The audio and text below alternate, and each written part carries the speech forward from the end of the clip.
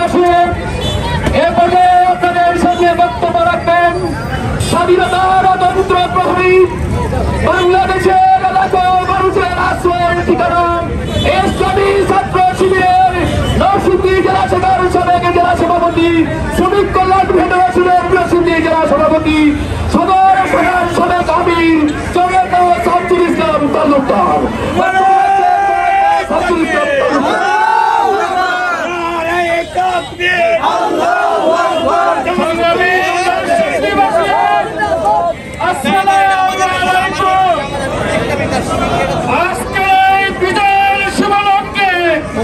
আমি শ্রদ্ধা বলে স্মরণ করছি আমিরে জামাত সহ যেসব নেতৃবৃন্দকে শহীদ করে দেওয়া হয়েছিল এবং তাদের সাথে সাথে যেসব নেতৃবৃন্দ শহীদ হয়েছিল পর্যন্ত আজকের এই দিন পর্যন্ত তাদের সময় করছি।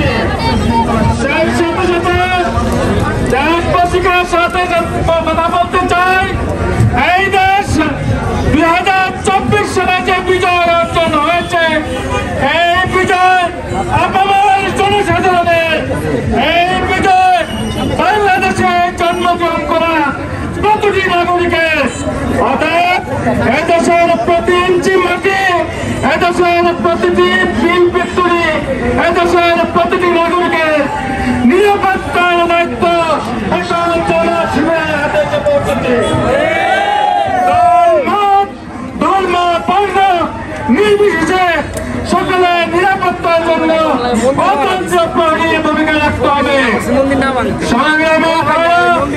পাশাপাশি আগামী দিনের দেশকে করার জন্য আমাদেরকে আগামী দিতে ভারতীয় প্রেতাত্মারা আমাদের ঘরে চেপে বসতে না পারে, সেই জন্য সজাগ ভূমিকা রাখতে হবে। প্রতিটি পদক্ষেপে দুর্বল গতিতে চলে উঠতে হবে বাজুনের মতো।